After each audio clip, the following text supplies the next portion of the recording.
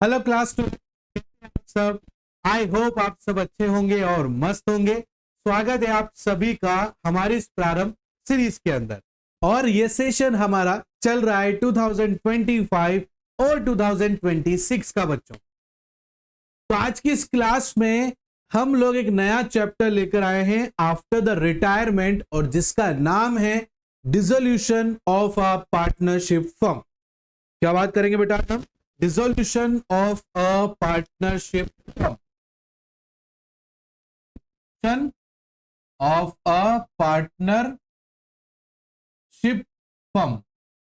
आज हम इसके ऊपर से डिटेल में बात करेंगे बच्चों। डिसोल्यूशन का क्या मतलब है आज हम इस क्लास में देखेंगे बेटा, और समझने की कोशिश करेंगे इस पूरी तरीके से। फिर नेक्स्ट क्लास से इसके प्रैक्टिकल क्वेश्चन करना हम काफी सारा अच्छा हमें कंटेंट यहाँ पर पढ़ने को मिलेगा। तो आई होप आपको बहुत अच्छा लगेगा ये हमारी पूरी सीरीज अटेंड करने के टाइम पर।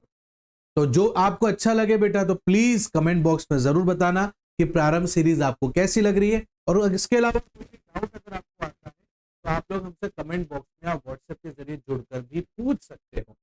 तो चलो स्टार्ट करते हैं। डिसोल्यूशन का मतलब यहां पर क्या हो जाता है कि खत्म करना। क्या करना?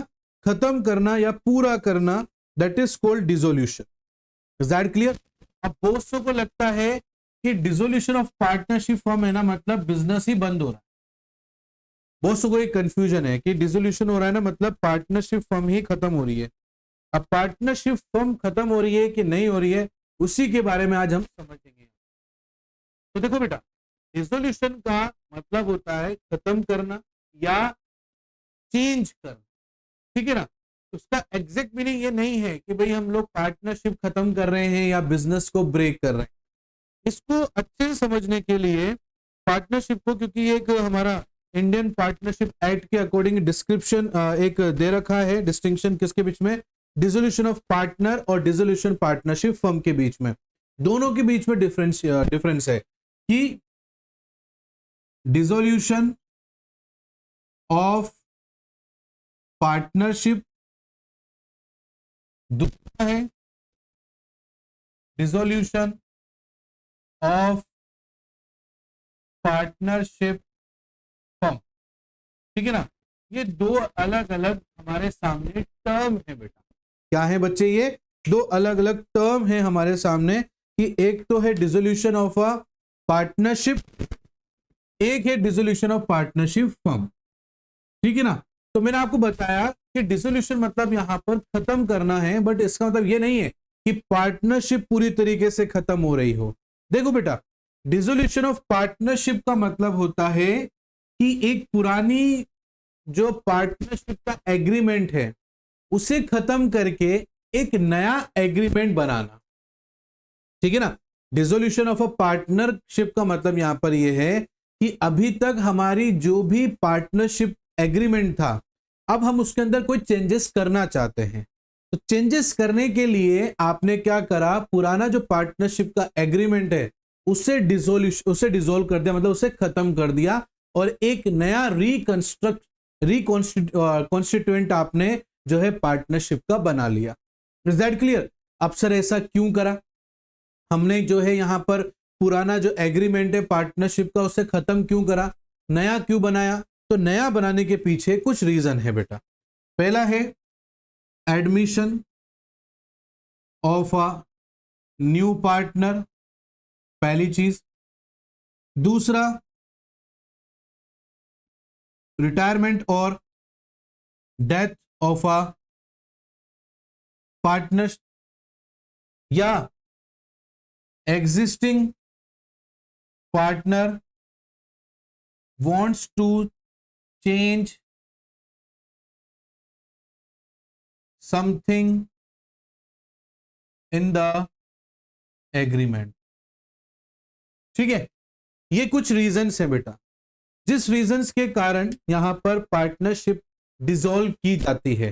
तो जब भी मैंने अक्सर देखा है डिसोल्यूशन ऑफ पार्टनर आने का मतलब समझते हैं बच्चे कि यहां पर अब बिजनेस ही खत्म हो गया है, बिजनेस ही वाइंड अप हो गया है, या पार्टनरशिप ही खत्म हो गई है, ऐसा नहीं होता है, हर बार उसका मीनिंग वो नहीं है कि डिसोल्यूशन ऑफ पार्टनर है मतलब पार्टनरशिप पूरी तरीके से ब्रेक हो चुकी है, खत्म हो चुकी है, ऐसा नहीं है। क्या होता है देखो बेटा, जब कोई नया पार्टनर बिजनेस में एंटर होता है ना, तो हमें नए पार्टनर के अकॉर्डिंग कुछ ना कुछ हमारे जो एग्रीमेंट्स होते हैं या जो भी प्रॉफिट शेयरिंग रेशियो होता है या कोई भी गुडविल का होता है अमाउंट है, उसको हमें चेंजेस करने पड़ते हैं, जिस वजह से हमें टर्म्स एंड कंडीशन में भी बदलाव करने पड़ते हैं। तो उसके लिए हमें क्या करना पड़ता है, पार्टनरशिप का जो पुराना एग्रीमेंट है उसे कैंसिल करके एक नया एग्रीमेंट हमें बनाना पड़ता है। दूसरा, अगर कोई पार्टनर मर गया है या रिटायर हो गया है, तो उस केस के अंदर भी बेटा हमें क्या करना पड़ता है, पुराना एग्रीमेंट को कैंसिल करना पड़ेगा और एक नया एग्रीमेंट हमें बनाना पड़ेगा। तीसरा बेटा, existing partners want to change. देखो बेटा, कई बार क्या होता है, जैसे आप और मैं बिजनेस कर रहे हैं, आपके पास फिलहाल पैसे कम थे तो आपने बिजनेस में पैसा कम लगाया, मेरे पास ज्यादा थे तो मैंने ज्यादा लगाया। Is that clear?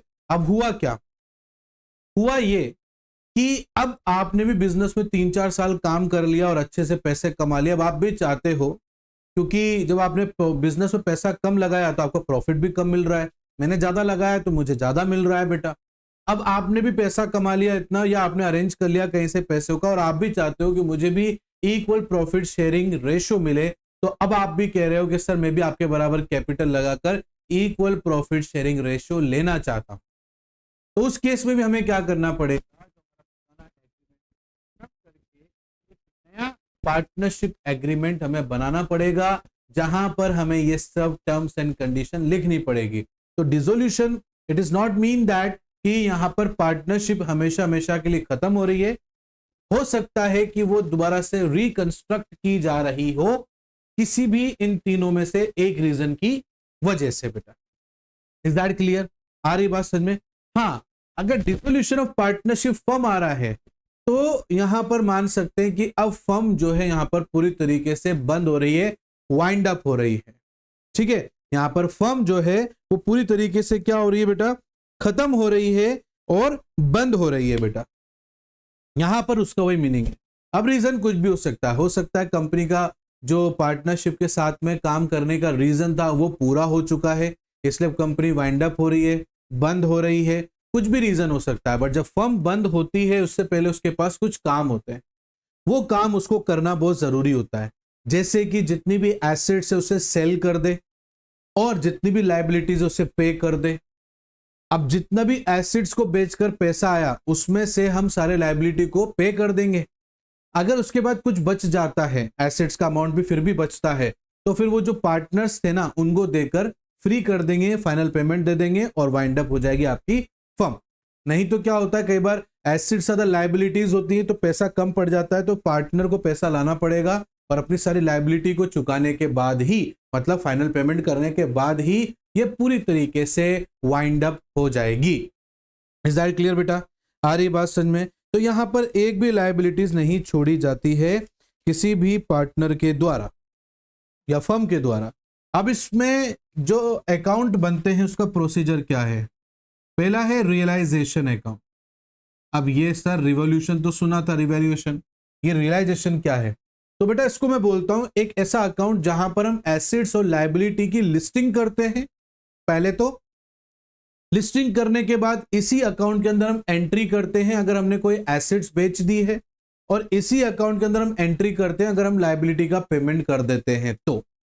और फिर वो सारा का सारा एसेट्स हमने कितने बेचा, उससे हमारे पास कितना पैसा आया, लायबिलिटी हमारे ऊपर कितनी थी, उसका हमने कितना पेमेंट कर दिया। अगर एसेट्स का अमाउंट फिर भी हमारे पास बच रहा है तो हम क्या करेंगे, उसको प्रॉफिट के रूप में पार्टनर्स को दे देंगे और फ्री कर देंगे पार्टनर को।